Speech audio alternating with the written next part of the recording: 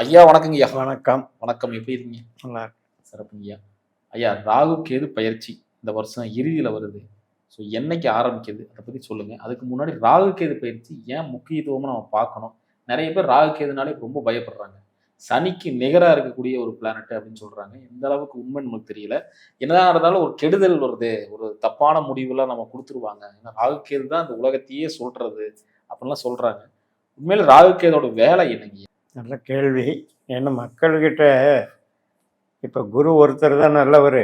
ம். மற்ற கிரக பயிற்சியெல்லாம் பயப்படுற பயிற்சியாக இருக்குன்ற எண்ணம் இருக்கு. அந்த எண்ணம் தவறு.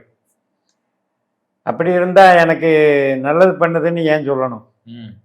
ராகு கேது எனக்கு நல்லது பண்ணுது, சனி பயிற்சி எனக்கு நல்லது பண்ணுது அப்படின்னு ஏன் சொல்லணும்? அது எப்பவுமே கெடுக்கிறதா இருந்தால் அப்போ அது அது கெடுதல் தானே பண்ணணும். கண்டிப்பா. அப்போ என்ன அர்த்தம்னா, உலகத்தில் பிரபஞ்சத்தில் நன்மை தீமை சுபர் அசுபர் அப்படின்னு கிரகங்களை பிரிக்கும்போது ம். ஒளி கிரகங்கள் சுபரா பண்ணணும். ஒளி சூரியனை சார்ந்து இருக்கக்கூடிய ஒளி கிரகங்கள் சுபத்துவம். ம். அதுபோக ரொம்ப லாங் டிஸ்டன்ஸில் இருக்கிறது இது ராகு கேது அதுக்கு உருவமே கிடையாது. ம். அது நிழல் கிரகம், வெட்டுப்புள்ளி. ம். சூரியன், பூமி, சந்திரன் சார்ந்த வெட்டுப்புள்ளி. ம். ஸோ அதனால் இப்போ அது சனி இருள் கிரகம், ரொம்ப தொலைவில் இருக்குது. சூரிய வெளிச்சத்துக்கு ரொம்ப தொலைவில் இருக்கிறதுனால அதனுடைய எஃபெக்ட் நெகட்டிவ் அப்படின்றது பொதுவான சுபர் அசுபர்னு பிரித்தோம்.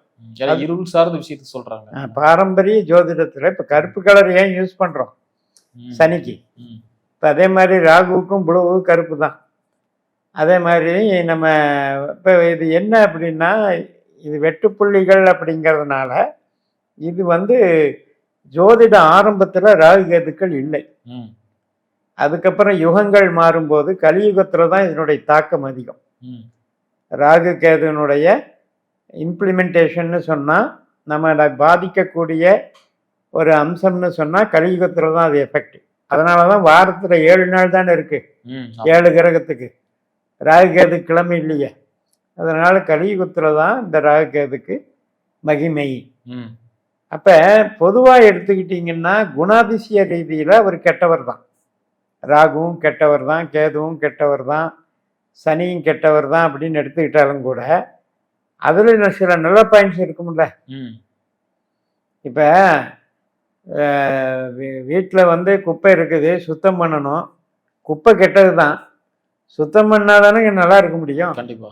அது மாதிரி ராகுங்கிறதும் கேதுங்கிறதும் ஆசைகளை கொடுத்து அதை நம்மளை வழிநடத்துகிற விதத்தில் நம்மளை வழிநடத்துகிற நேரத்தில் பாவ புண்ணியங்களுக்கு பலன் தருது. அப்போ புண்ணிய பலன்களுக்கும் அது வேலை செய்யுது. அதனால் அது வெறும் கெடுதலே எல்லாருக்கும் செய்யணுங்கிற அவசியம் இல்லை. ஆனால் பெரும்பான்மை ராகுதசை நடக்கிற அப்படின்னு பார்த்தாலும் மோஸ்ட்லி அப்படி இல்லைங்க. ராகு திசையில் கோடிக்கணக்காக தமிழகத்தையே ஆண்டவங்க இருக்காங்க. கரெக்டாக ராகு திசை 18 வருஷம், அதில் 3 டைம் ஆண்டிருக்காங்க ஜெயலலிதா அம்மா. அப்போ ராகு அது கெடுத்துருச்சுன்னு எப்படி சொல்ல முடியும்? யோகம் கொடுத்துருக்கு. அதனால் யோககாரகன், போககாரகன் அப்படிங்கிற நிறைய ஐட்டம்ஸ் இருக்குது. இதில் காரகங்கள் எடுக்கும்போது நிறைய இருக்குது. இப்போ நான் என்ன சொல்ல வர்றேன்னா, நேயர்களுக்கு உங்களுடைய பிறப்பு புள்ளி என்ன, நீங்கள் என்ன லக்னத்தில் பிறக்கிறீங்களோ உங்கள் ஜாதகத்தில் ராகு கேது சனியினுடைய பங்களிப்பு என்ன, இதை நீங்கள் பார்க்க தவறிட்டீங்கன்னா தான் நீங்கள் பயப்படணும். அதாவது நம்ம ஜென்ம ஜாதகத்தில் ராகு நல்லவரா கெட்டவரா அவங்க 4 பண்ணல உட்காரக்கூடாது. இப்போ உதாரணத்துக்கு மேஷ லக்னத்துக்கு சனி கெட்டவர், அதே ராகு அப்படிங்கிறவர் நல்லவர். இப்படி 12 லக்னங்களுக்கும் அந்த நட்சத்திர பொசிஷன் ரீதியாக நல்லது கெட்டது பாவ ரீதியாக பிரிக்கணும். அப்படி பிரித்து நம்ம பிறக்கும்போது அவங்க எந்த ஸ்தானத்தில் எந்த ஸ்ட்ரென்த்தில் வலிமையோடு உட்கார்ந்துருக்காங்களான்னு பார்த்து தான் கெடுதலை செய்கிறாங்கன்னா பயப்படணும். நல்லது செய்கிறாங்கன்னா நம்ம தாராளமாக அவங்கள வழிபட்டு இயக்கலாம். இப்போ நாம் ஏன் நிறைய பதிவுகளில் சனிக்கெல்லாம் வழிபட சொல்கிறோம்? கெட்டதை குறைக்கிறதுக்காக நான் என்றைக்குமே வழிபட்டு சொல்லவே மாட்டேன். இப்போ உங்களுக்கு ஒரு கிரகம் சனி கிரகம் கெட்ட கிரகமாக இருக்குதுன்னா திருநள்ளாறு போக சொல்லவே மாட்டேன். காரணம் என்ன? அதனுடைய எனர்ஜியே நெகட்டிவ், உங்களுக்கு அது செட் ஆகாது. அப்போ உங்களுக்கு பாசிட்டிவாக அதே சனி வந்தாருன்னா போங்க, யோகத்தை அள்ளி தருவார். அது மாதிரி தான் ராகுவுக்கு காலகஸ்தியை தாராளமாக எடுத்துக்கலாம். அதனால் இப்போ நேயர்கள், இப்போ நம்ம இந்த விஷயத்தில் என்ன செய்யணும்னா, குருவே கெட்டவராக ஒரு சில ஜாதகங்கள் இருக்கும். அப்போ நாம் குரு பயிற்சி சந்தோஷத்தை கொடுக்கணும் மட்டும் மொட்டையாக நினைக்கக்கூடாது. அதனால் இதை ராகு கேது பயிற்சி அவசியமானது. 18 மாதம் இருக்க போகுது ஒரு ராசியில், 1.5 வருஷம். ஆமாம். இதில் பெயர்ச்சி பலன் சொல்கிற முறையில் அந்த பெயர்ச்சி நாள்கள் வேறுபடுவதற்கு காரணம் 2 விதமாக பார்க்குறாங்க, ட்ரூ நோடு மீன் நோடுன்னு. அதனால் ட்ரூ நோடு எடுக்கிறது தான் நம்மளுடைய பாஸ்கர் அஸ்ட்ராலஜி சிஸ்டம். அதனால் ட்ரூ நோடு ராகு என்னுடைய தேதி பெயர்ச்சி தேதி நவம்பர் 25ஆம் தேதியே பயிற்சி ஆகுது. நவம்பர் 25 கும்பத்தில் இருக்கிற ராகு மகரத்துக்கு போறாரு. அவிட்ட நட்சத்திரம் 3ஆம் பாதத்திலிருந்து 2ஆம் பாதத்துக்கு போறாரு. இப்போ நம்ம ஒவ்வொரு ராசிக்கான பலன்கள் என்னன்னு பார்த்துடலாம் ஐயா. இப்போ நம்ம பார்க்கக்கூடிய ராசி கன்னி ராசி. கன்னி ராசிக்கு 5ஆம் இடம் 11ஆம் இடத்துல ராகு கேது பயிற்சி ஆகுறாங்க. ஸோ அந்த விதத்துல எந்த மாதிரி பலன்கள் இருக்கும் அப்படின்னு சொல்லுங்க. யாருக்கெல்லாம் ராகு திசை நடக்குதோ அவங்களுக்கு கடனிலிருந்து விடுதலை, நோயிலிருந்து விடுதலை, சர்வீஸிலிருந்து கூட சில பேருக்கு விடுதலை. ஏன்னா வயசாயிடுச்சு ரிட்டையர்மெண்ட் ஆகணுன்னா ஈஸியாக ஆயிடுவாங்க. அதெல்லாம் ராகு திசை நடக்கிறவங்களுக்கு. கேது திசை நடக்கிறவங்களுக்கு எதிர்பாராத ஒரு அருள் சார்ந்த நன்மைகள், ஞானகாரகன், ஒரு தெய்வ பலம், ஒரு சமூகம் சார்ந்த சிந்தனை, பொதுநல சேவை, இப்படியெல்லாம் கொண்டு போகும். மொத்தத்தில் 11ங்கிறது மகிழ்ச்சி, 5ங்கிறது என்டர்டெயின்மெண்ட். இதுக்கு நல்லா இருக்கு. 5ங்கிறது என்டர்டெயின்மெண்ட். ஆனால் இருந்தாலும் ராகு அங்கே இருக்காரு, 11ல் கேது இருக்காரு. கரெக்டு தான். 6ஆம் பாவத்தை கெடுத்து தானே 5ல் உட்கார்றாரு. 6க்குடையவர் 5ல் இருந்தா நமக்கு அவர்னால துன்பம் இல்லை, பாசிட்டிவ் தான். பாசிட்டிவ் தான். ஆனால் காசு வராது.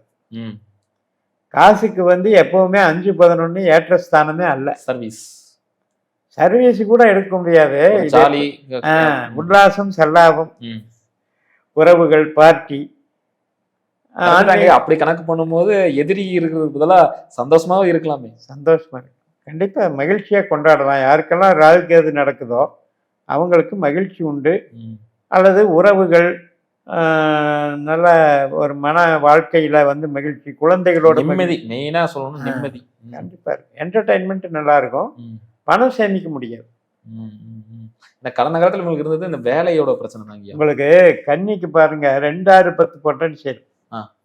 அப்ப அவரு தானே பணம் கொடுத்தாகணும். அவர் 5ல் வரும்போது அந்த அளவுக்கு சேமிக்கிற அளவுக்கு அங்க வாய்ப்புகளை உருவாக்க முடியாது.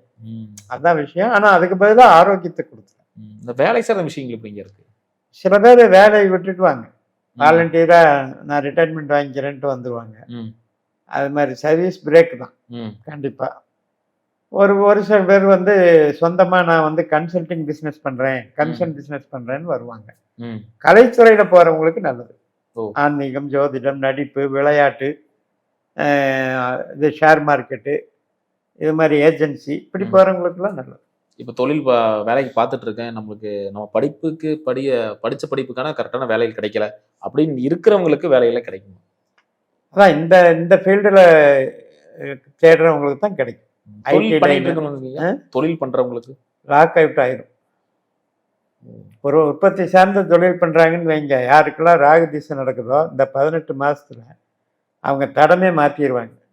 நான் உற்பத்தியை விட்டுட்டு நான் மார்க்கெட்டிங் மட்டுமே எடுத்துக்கிறேன், நான் உற்பத்தி பண்ணுறேன் அப்படின்ட்டு வந்துடுவாங்க. இல்லைன்னா லீஸ் போட்டுருவாங்க. அவங்க செய்கிற இதையே லீஸ் போட்டுருவாங்க. கணவன் மனைவிக்குள்ள கருத்து வேறுபாடு கம்மியாகுமா? கம்மியாயிரும். ஏன்னா குருவும் இருக்கார் 11ல், அதுவும் ஒரு பாசிட்டிவ். 7ஆம் அதிபதி 11ல். அதே மாதிரி 7ஆம் பாவத்தில் இருக்கிற சனி பகவான் 7லேயே இருக்கார். நட்சத்திரமா இருக்கிறவர் 7லேயே இருக்கார். அப்ப பாருங்க 5, 7, 11 எல்லாம் இன்பமயம். அப்படி போய்க்கும். அப்ப கடந்த காலத்துல இருந்த கஷ்டங்கள் இருக்காது. சிறப்பு. நோய் இருக்காது, வழக்கு இருக்காது, அதே மாதிரி வேலையும் இருக்காது. எனக்கு கன்னின்னு சொல்லும்போது நிறைய விஷயங்கள் என்ன வெளியே செப்பரேட்டா சொல்லாம அவங்களுக்குள்ளாரையே குமுற விஷயங்கள் இருக்கு. ஸோ அதெல்லாம் இந்த தியாகம் அப்பான்னு அதிகமா அந்த கன்னிக்கு இருக்கு. இந்த காலகட்டத்தில் அதெல்லாம் வந்து கொஞ்சம் கொஞ்சமா டவுன் ஆகுமா? ஆமா. ரொம்ப அவங்க வந்து ஓரளவுக்கு இப்ப துன்பங்கள்ல இருந்து விடுதலையானா எப்படி ஃப்ரீயா இருப்பாங்க, ம், அந்த ஒரு மனோபாவத்துக்கு வந்துருவாங்க. ம், ஏன்னா அவங்களுக்கு வந்து ஒரு சில அந்த ஏஜுக்கு தகுந்த மாதிரி அதனுடைய நடக்கும். இப்போ ம், மாணவ பருவத்தில் இருக்காங்கன்னு வைங்க, ம், அவங்க ஃப்ரெண்ட்ஸுகளோட சந்தோஷம். ம், திருமண பருவத்தில் இருக்காங்கன்னு வைங்க, கணவன் மனைவி சந்தோஷம். ம். குழந்தை பெற்றுக்கிட்டாங்கன்னு வைங்க, குழந்தைகளோட சந்தோஷம். இப்படி அந்தந்த பருவத்துக்கு தகுந்த சந்தோஷம் நடக்கும். சிறப்பு, சிறப்புங்க. இவங்களுக்கு இந்த கடன் சார்ந்த விஷயத்துல இருந்து வெளியே வர முடியும். விடுதலை ஆயிடுவான். ம். கம்ப்ளீட் கிளியர் ஆயிடுவான். வேற யாருக்கு ராகு திசை நடக்குதோ கடன் வந்து க்ளோஸ் ஆயிடும். கடன் பிரச்சனை இல்ல. சரிங்கய்யா. அதே மாதிரி பாத்தீங்கன்னா தாயாருக்கு இருந்த உடல்நிலை கோளாறு பிரச்சனைகள்லாம் கேது நடக்கிறவங்கள மட்டும் பாதிக்கும். ஏன்னா 11ல கேது போறாருல, யாருக்கெல்லாம் கேது திசை புத்தி நடக்குதோ அதுக்கு வந்து தாயாருக்கு பாதிக்கும். ஓ, தாயாருக்கு பாதிப்பு இருக்கு. சரிங்கய்யா. உறவினர்கிட்ட இருக்கிற மனச்ச பிரச்சனைகள் அதெல்லாம் கிளியர் ஆயிடும். ஏன்னா 5-11 குருவும் 5ஆம் இடத்தை பார்க்குறாரு. அதனால எல்லாமே மகிழ்ச்சி. சனி பகவான் மட்டும் 7ல் இருந்துக்கிட்டே என்ன பண்ணுவார்னா ஒரு திருஷ்டியை கொடுப்பார். தற்பெரும் பேசக்கூடாது. சனி எங்கே இருக்காரோ இப்போ அந்த மாதிரி இப்போ கஸ்டமரோ உறவினர்களோ இந்த பாருங்க நான் இப்படி பண்ணேன் அப்படி பண்ணேன் எனக்கு இவ்வளோ வருது மாதம் இவ்வளோ வருதுன்னு புலம்பக்கூடாது. தற்பெருமை பேசக்கூடாது. பேசாமல் இருந்தால் சனி ஒன்றும் பண்ண மாட்டார். அது வந்து என்ன பண்ணணும்னா திருஷ்டி பண்ணும். நம்ம வெளியே சொல்லாமையே புறம்படுவாங்கல்ல, கண்டிப்பா அது மாதிரி அவருக்கு வந்து இப்போ பாருங்க 3ஆம் இடம் 7ஆம் இடம் 11ஆம் இடத்திற்கு சனி வந்து அந்த சனி பகவான் தான் 6ஆம் வீட்டுக்கு அதிபதி ஆகிறார். 6ஆம் இடம்ங்கிறது பகை, பகை நோய் கடன் அத்தனையும் 6ஆம் இடம். அதுக்கு உண்டான கிரகம் போய் 3, 7, 11 தான் வச்சிருக்கு. அதனால இவங்க வந்து தற்பெருமையினால தான் அங்கே வீழ்ச்சியை சந்திக்கும். அந்த ஆரோக்கியம் சார்ந்த விஷயங்கள் எப்படிங்க கிளியர் ஆயிடும். எல்லாமே கிளியர் ஆயிரும். இப்போ யாருக்கு சனி திசாபுத்தி நடக்குதோ அவங்களுக்கு ட்ரீட்மெண்ட் கொஞ்சம் கொஞ்சம் போகும். மற்றபடி ஒன்றும் பாதிப்பு இல்லை. இப்போ கன்னியை பொறுத்த வரைக்கும் ஆரோக்கியத்தில் பாதிக்கிற விஷயமே வந்து ராகு குரு தான். நோய் அதில் ராகுவும் 5ல் இருக்காரு, குருவும் 11ல் இருக்கு. அப்போ ஒன்றும் பிரச்சனை இல்லை. கண்டிப்பா ஐயா. இப்போ நம்ம கன்னிராசி நேயர்கள் எந்த விஷயத்துல ரொம்ப கவனமா இருக்கும்? புது தொழில் உற்பத்தி சார்ந்த தொழில் தொடங்கவே கூடாது. போனாங்கன்னா 5ஆம் இடம் வேலை செய்கிறதுனால அங்கே க்ளோஸ் ஆயிரும். அதனால் கௌரவம், ப்ரொமோஷன், ப்ரொடக்ஷன் லைனில் புது தொழில் இதெல்லாம் அவாய்ட் பண்ணிடுங்க. மூளை உழைப்பு சார்ந்த தொழிலை தேர்ந்தெடுங்க. பிரச்சனையே இல்லை. நான் எவ்வளோ வேணாலும் சர்வீஸ் பண்ணுறேன், வாய் பேசுகிறேன், எந்த ஃபீல்டில் வேணாலும் நீங்கள் போய் பண்ணுங்கள். அது உடனே கொடுக்கலன்னாலும் உங்களுக்கு ஆவரேஜ் வருஷ ஆவரேஜில் ஏதோ ஒரு அமௌண்ட் கிடைக்கும். சிறப்பு, சிறப்பு. ரொம்ப அற்புதமாக சொன்னீங்க. மீண்டும் அடுத்த காலையில் சந்திக்கலாம். நன்றிங்கய்யா.